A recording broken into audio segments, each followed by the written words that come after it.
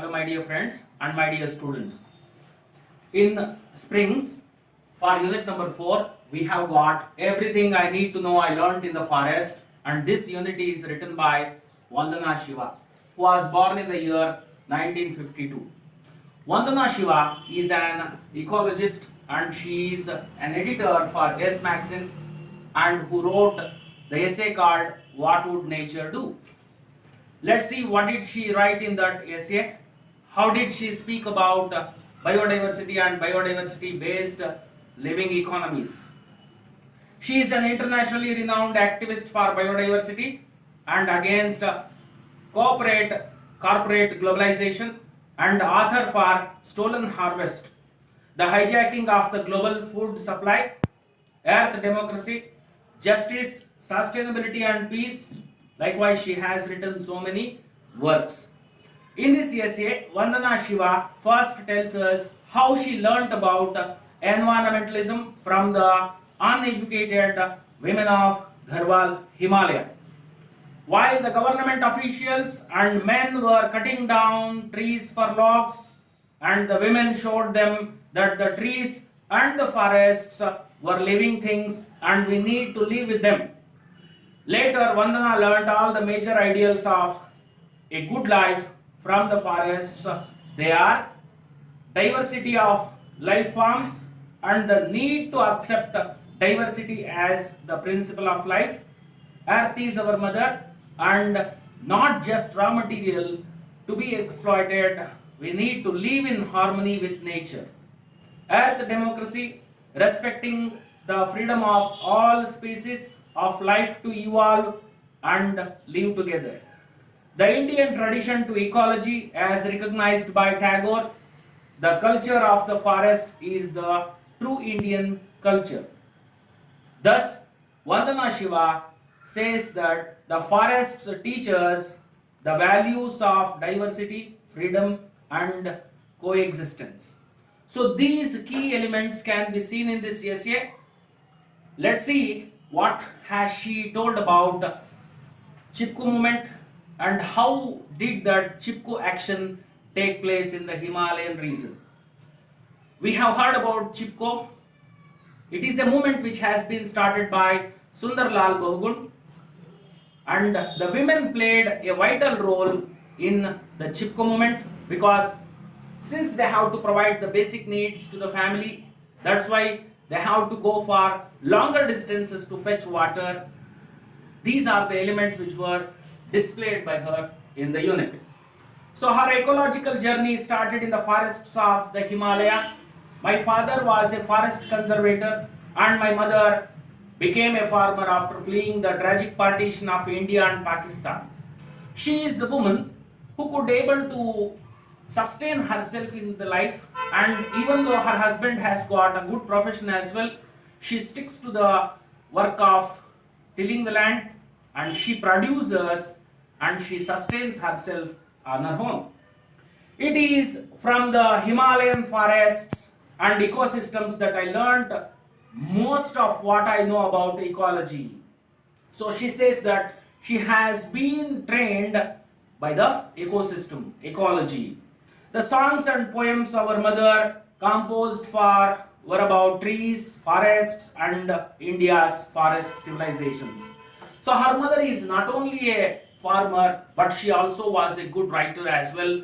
She who has written so many poems and she who has written so many songs, they celebrate Indian forest civilization.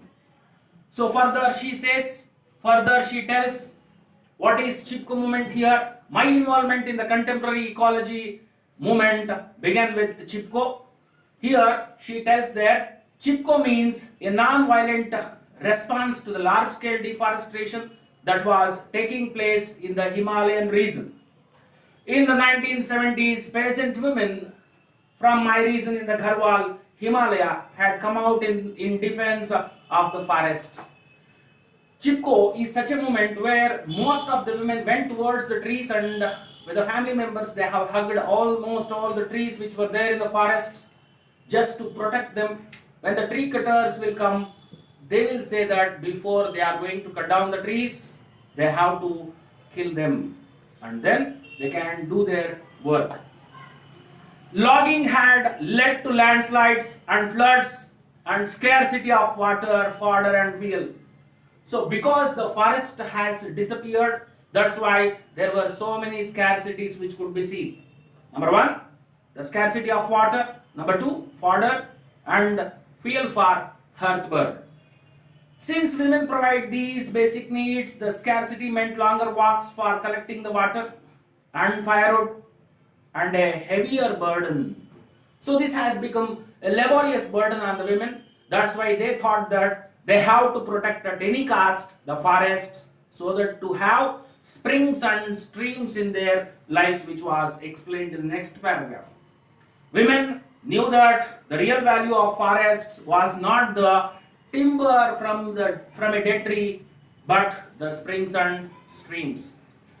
To sustain the further generations and to have life in the present day at any cost, they have to protect the springs and streams. To see the springs and streams in the next generation, at any cost, they have to protect greenery, that is the forest. When they are going to protect the forests, they may have springs and streams. In a season, we are going to see that one spring season will be there. Likewise, they expect number of such seasons in their lives and the further generation. They are going to protect it. The women declared that they would hug the trees and the loggers would have to kill them before killing the trees. That's how they have saved thousands together trees in the forest of Himalaya. Even they sang a song which is of folk, where they depict that the trees are like human beings. Human beings also have to lead their lives and they have to protect the lives of the trees. In 1973, I had gone to visit my favorite forests and swim in my favorite stream before leaving for Canada to do my PhD. So anyway, she had an intention to complete her PhD. So before she will go to Canada, she wanted to spend time in two favorite places, and the two favorite places were, first one, she wants to spend time in forest which had disappeared, and she wants to swim in the stream which also had dried up. But the forests were gone and the stream was reduced to a trickle. That's how she had involved herself in Chipko movement voluntarily. I decided to become a voluntary for the Chipko movement, and I spent every vacation doing padayatras, walking pilgrimages, documenting the deforestation and the work of forest activists and spreading the message of Chipko. So these are the key things which should be known about Vandana Shiva. So Vandana Shiva, during her vacation, she will undertake padayatras to the pilgrim centers, and there she speaks about the statistics of deforestation to the people.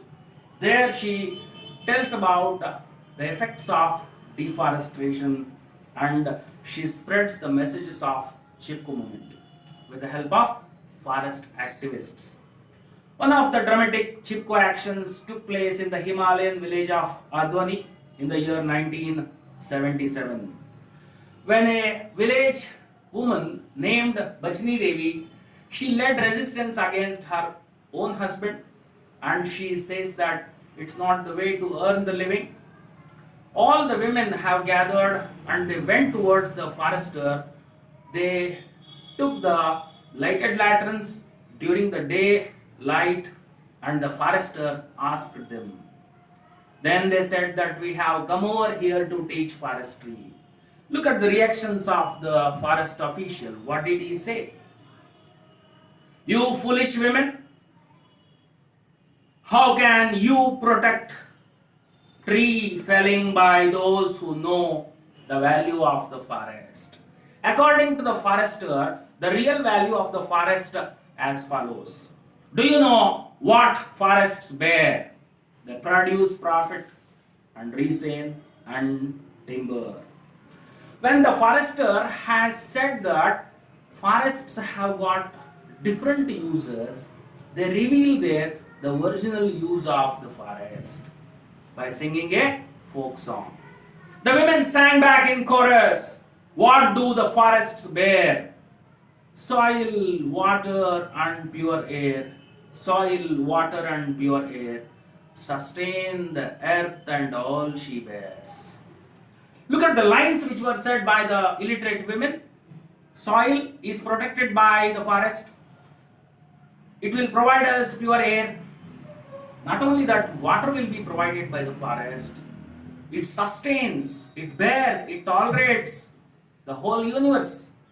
This is how they have explained in the folk song. Up to here we have seen the first part, and in the second part we will see beyond monocultures, which is called as a scientific measure which has been taken by Vandana Shiva as an answer for Chipko movement. From Chipko, I learned about biodiversity and biodiversity based living economies. The protection of both has become my life's mission. Her life's two missions, biodiversity and biodiversity based living economies, the protection of both has become her life's mission. This is what she projects there. This is what her aim was. And she continuously works for the two major ideals of her. As I described in my book, Monocultures of the Mind, the failure to understand biodiversity and its many functions is at the root of the improvement of nature and culture. She says that the basics like biodiversity, that is ecology, ecosystem, meanwhile the preservance of these economic activities where they are going to look at the interests of other species is also interest for us and important for us, and to protect these two have become the life's mission. She has described in the book called The Monocultures of the Mind. The lessons I learned about diversity in the Himalayan forests, I transferred to the protection of biodiversity on our farms. I started saving seeds from farmers' fields and then realized we need a farm for demonstration and training. Thus, she had established Navadhanya farm in the year 1994. So in the year 1994, she had established Navadhanya farm just because she had the interest to create awareness in people that it's not only to lead a person's life by cutting down the trees, but the people can also lead their lives by growing and protecting the interests of other species as well. She had given or she has given the trainings and demonstrations in the farms. She goes from farmers' fields to farmers' fields, and there she collects the seeds which were grown by the farmers. Not only she saved them, but she had decided to give the same lifestyle to the other people who were cutting down the trees earlier for their livelihood. Let's see. She has started the Don Valley, in the Don Valley, the Navadhanya farm, and which is located in the lower elevation of Himalayan region of Uttarakhand province. Do you know what is the result of establishing that Navadhanya farm? We conserve and grow 630 varieties of rice and 150 varieties of wheat, and hundreds of other species were preserved and protected by her. See, nearly 630 varieties of rice crop were grown by her, and she had given the demonstrations. 150 varieties of wheat crop were grown by her. Apart from this, this is the answer which has been provided by her for the Chipko movement. And it contains two benefits for the society. The first benefit is that with the help of organic farming and using the natural manure, they can grow more food crop in the field. Apart from that, the food crops contains nutrients per acre. So it is the answer for nutrition crisis, and meanwhile food crisis or food problem in the country. That's how she has become the answer for the lives of people. Navadhanya, the movement for biodiversity conservation and organic farming that I started in 1987 is spreading. In the year 1987, she had started the work on Navadhanya farm, but the message about Navadhanya farm only spreads during 1994. See, for good work, we need longer times to await. That's what we can see in the work and the patience of Vandana Shiva. So far, we have worked with farmers to set up more than 100 community seed banks across India. We have saved more than 3,000 varieties of rice crop. We also help farmers make a special type of agricultural method, that is organic manure could be used, avoiding the chemical based agriculture, that is monocultures to biodiverse ecological system nourished by the sun and the soil. The chemicals were avoided by them in the farms so that they may have nutrients per acre and more food crop can be grown. Biodiversity has been my teacher of abundance and freedom and of cooperation and mutual giving. She accepts that biodiversity means living organisms have taught her so many lessons, and the lessons are of positivity. Let's see, abundance of freedom can be found, and of cooperation, meanwhile, mutual giving. In the next phase, we will see here the rights of earth on the global stage. So, what is that? The rights of earth on the global stage. Here, under this head, we will see what rights do human beings have towards earth. As a part of the earth, what rights have been there for them and how are they behaving here. As a part of earth, human beings have to retain the interests of earth, whereas now people and their behavior have become worst and too worst. Do you know? The reason is their selfishness. When nature is a teacher, we co-create with her, we recognize her agency and her rights. First, we must admit and accept that nature is our teacher. When we accept the nature is our teacher, then only we can know that what may be her agencies and what could be the interests of nature. So what can be known? Her agencies and the interests can be known of nature. Further, she says here, that is why it is significant that Ecuador has recognized the rights of nature in its constitution. In April 2011, the United Nations General Assembly, inspired by the Constitution of Ecuador and the Universal Declaration of the Rights of Mother Earth, initiated by Bolivia, organized a conference on harmony with nature as a part of Earth Day celebrations. So, as a part of Earth Day celebrations, they have organized a conference, and in that conference, the outcome was that human beings' behavior on nature have become or has become too worse. This has to be rectified. Do you know the reason for their such worst behavior? Because they thought that they are separate from nature. Further, they explain here.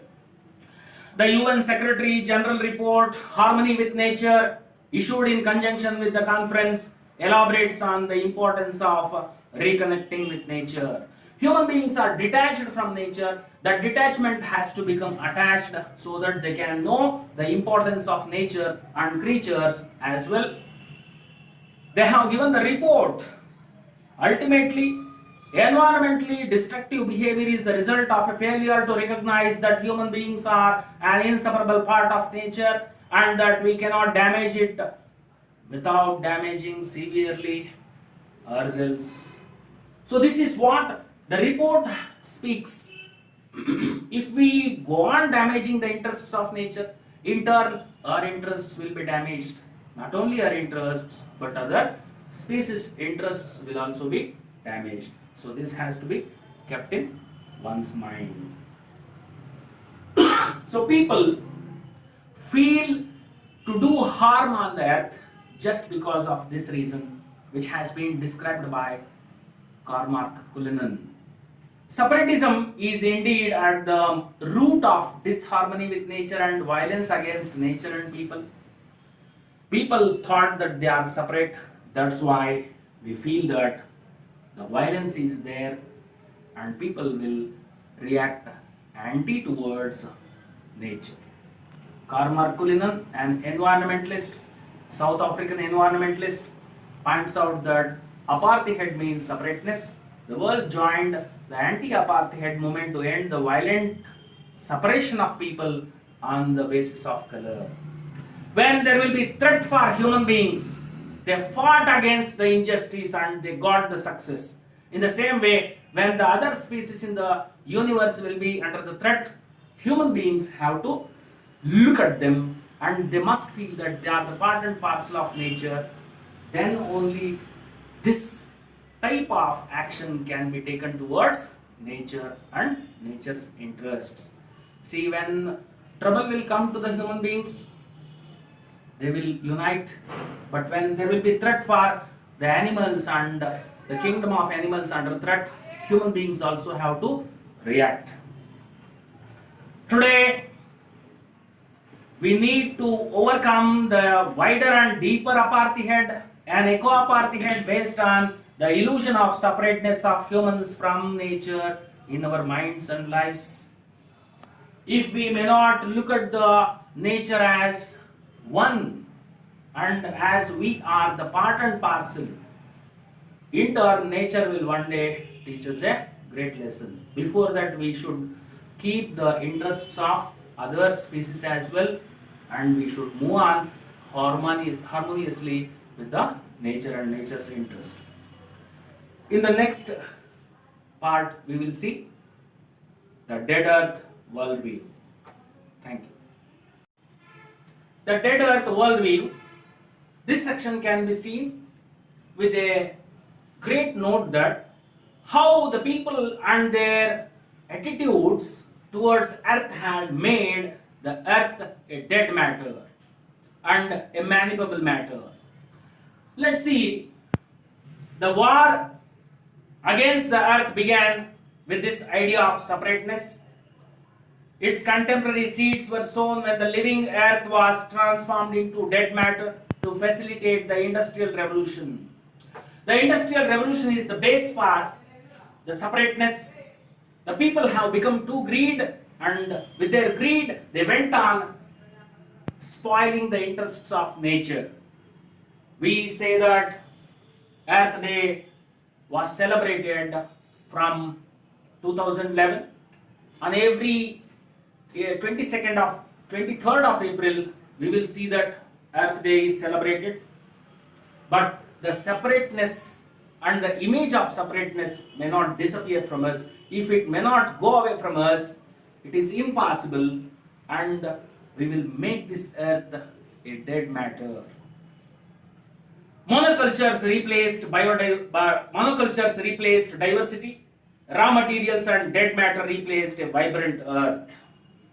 So monocultures replaced diversity in the sense growing different types of crops of the same kind has been replaced by the diverse purposes of life. The earth has been used for industry and industrial intentions. That's why we can see the present situation has become too worst for the nature. The people have made it as an empty land, the land ready for occupation regardless of presence of indigenous people, replaced Mother Earth. The interests have become very cruel. That's why the mother has become dead here. Let's see how the Mother Earth has become dead. This philosophy goes back to Francis Bacon, called the father of modern science. The father of modern science now tells here. He narrates there, Science and the inventions that result do not merely extract a gentle guidance over nature's course. They have the power to conquer and subdue her, to shake her to her foundations. Man with their intentions, man with their inventions have spoiled the interests of nature. Science and scientific inventions have to improve the capabilities of earth, but instead it went on spoiling the interests of earth mother. It has given the position for the earth that man had made this earth a vibrant earth instead of a cool and calm which can sustain the spaces on the earth. This is what the father of modern science tells.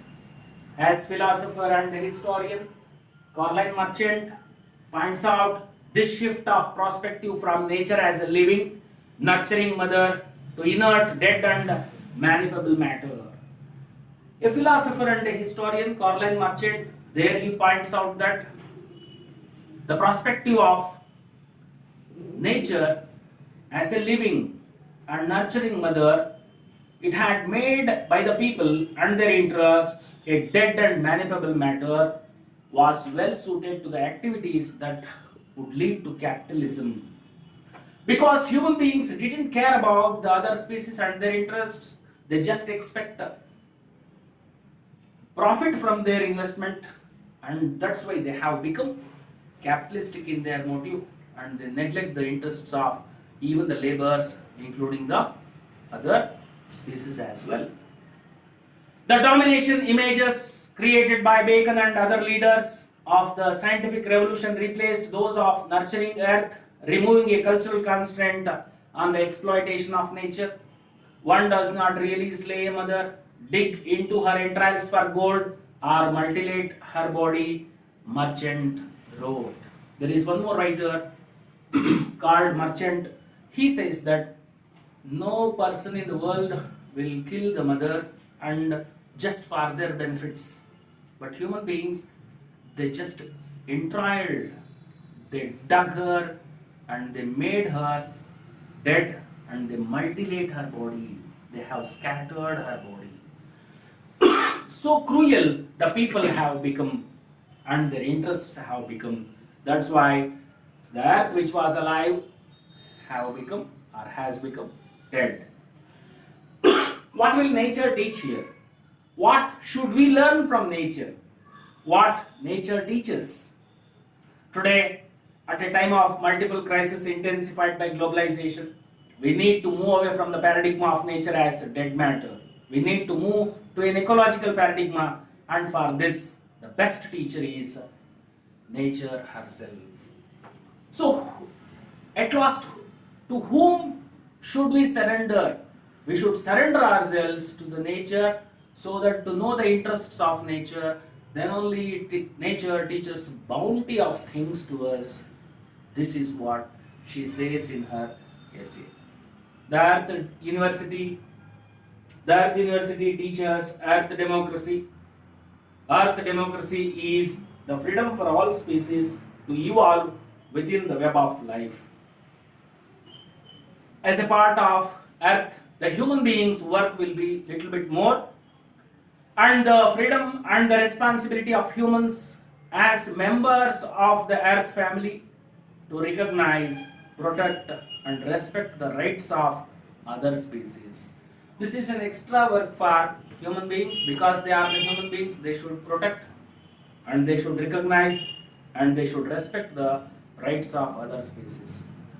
Earth democracy is a shift from anthropocentrism to ecocentrism.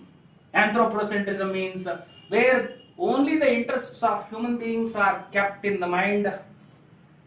Ecocentrism means where all the other species' interests are also kept in the mind, including human beings. This is the need of the hour. What is the need of the hour? Providing a shift from anthropocentrism to ecocentrism.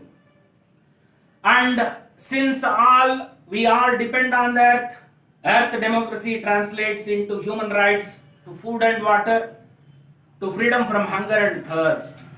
Not only human beings have to quench their thirst and satisfy their needs, All the creatures have got the rights to do so.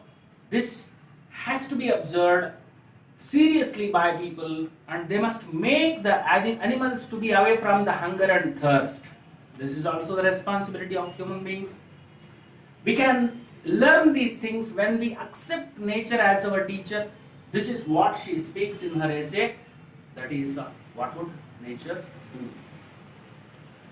Apart from this, because the Earth University is located at Navadhanya, a biodiversity farm, participants learn to work with living seeds, living soil, and the web of life. Participants include farmers, school children, and people from across the world. The three various types of interested pupils can be seen there in Navadhanya farm, and they are the farmers, the school children, and people who are interested from across the world have come over to Navadhanya farm, and they have learnt how to grow and how to lead our lives by growing the crops and sustaining the interests of other species.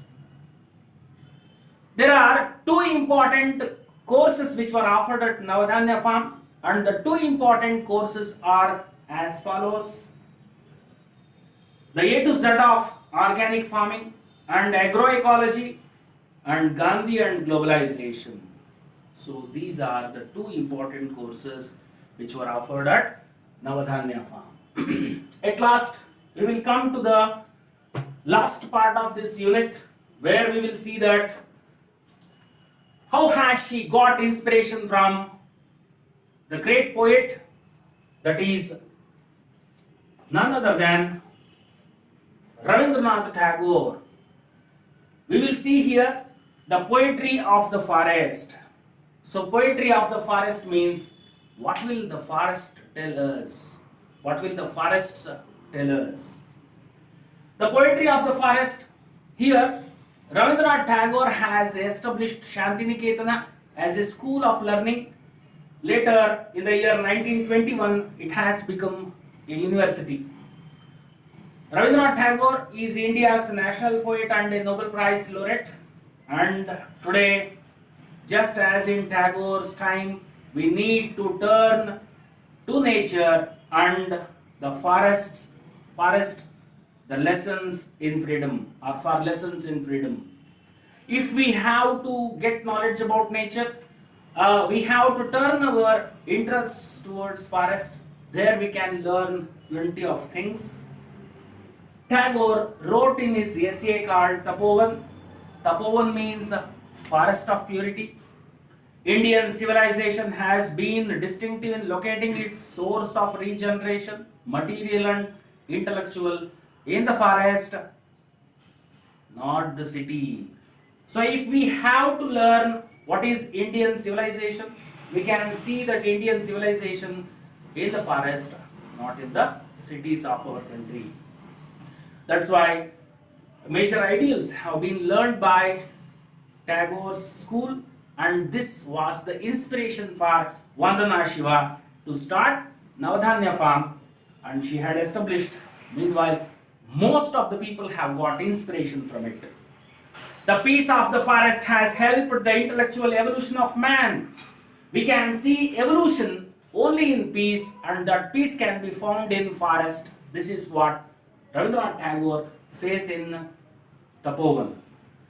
The culture that has arisen from the forest has been influenced by the diverse purposes of renewal of life, which are always at play in the forest, varying from species to species. Rabindranath Tagore says that in the forest we can see there were different creatures, and all the creatures will have a kind of tough competition between themselves, yet they grow in silence, they evolve in silence. This is the greatest lesson which one should learn from the forests. Further, he says here, the unifying principle of life in diversity, of democratic pluralism, thus becomes the principle of Indian civilization. The multi-purposes of forest have to be understood here. The forest may not provide only shelter to the human beings and their interests, the forests are going to provide interests even to the other creatures as well, alike like that of human beings. It has to be well known to people. This will be known when he learns in forest. That is the urge of Tagore in his essay. It is this unity in diversity that is the basis of both ecological sustainability and democracy. Democracy means freedom of the people, freedom for the people, by the people and of the people. And earth democracy means it is the freedom for all the species, it is the freedom by the people, in the same way by the creatures and for the creatures. That's what we have to know here. In Tagore's writing, the forest was not just the source of knowledge and freedom, it is the source of beauty and joy, of art and aesthetics, of harmony and perfection. This sentence is very important here. It symbolized the universe. So we can learn many things and we can even see the whole world in forest. That is the universe. It symbolizes the universe. It means forests or forest will symbolize universe. All knowledge will be in the forest. This will be known to us when we accept nature as a teacher and we try to learn from nature the interests of forest and nature. The forest was the forest was not just the source of knowledge and freedom. It was the source of beauty and joy, of art and aesthetics, of harmony and perfection. If we have to learn harmony, the concept of harmony, that also can be learned there. If we have to know what is perfection, that perfection can also be seen in forest. Beauty can be seen and joy can be found. With this, wonderful things, beautiful side of life can be seen in forest. The forest teaches us union and compassion. There is happiness in living together with the other creatures. In the same way, one can find joy not when they are lonely, they will find the joy only when they are united.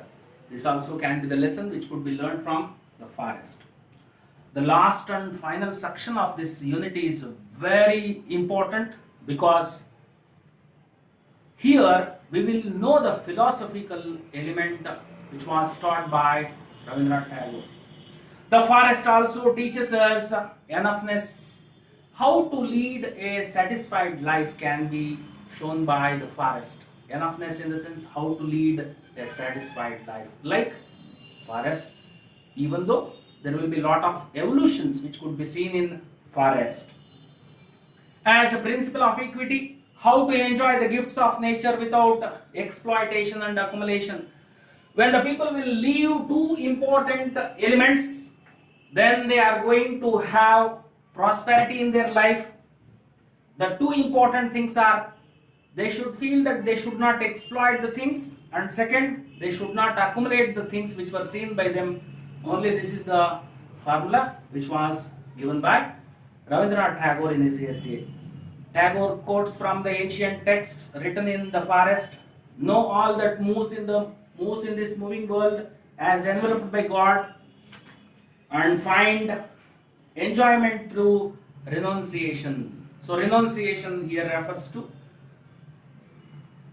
not to climb the things which were seen by you. Just we have to see the things which are moving around us. Just we should know them, but we should not have the image of occupying that or climbing them. No species in a forest appropriates the share of another species. Every species sustains itself in cooperation with others. Nobody's share in the nature was taken away by any other creatures. In the same way, human beings should not take the portions which were meant for other creatures, and he must know his limit. He must look after the welfare of all the creatures, and he should lead his life together harmoniously in the system so that to retain the interests of nature. The end of consumerism and accumulation is the beginning of the joy of living. When two things were left by the people, then only they can have the joy of life. The two things are consumerism, buying the things unnecessarily. Second, accumulation. Accumulation means collecting the things even though they may not have of any great importance at all. The conflict between greed and compassion, conquest and cooperation, violence and harmony that Tagore wrote about continues today. In the nature, we will see that good and bad will be in the clash. At last, good or bad will get the victory. Finally, we know that good is going to get the victory, and greed is bad thing, compassion is the good thing, conquest is the bad thing, and cooperation is the good thing. Violence and harmony, violence is the bad, and harmony is good. Most of the people who will lead their lives on this earth will move away from the world just in these two clashes. But the forest will teach us a superb way which is beyond this. The people who will obtain that, they could lead a happy life and a perfect life. And it is the forest that can show us the way beyond this conflict. What is the important thing which should be understood here? We should not lead our lives. We should not lead our lives just within the clash of good and bad. We should move above that, and this way will be shown by the forest.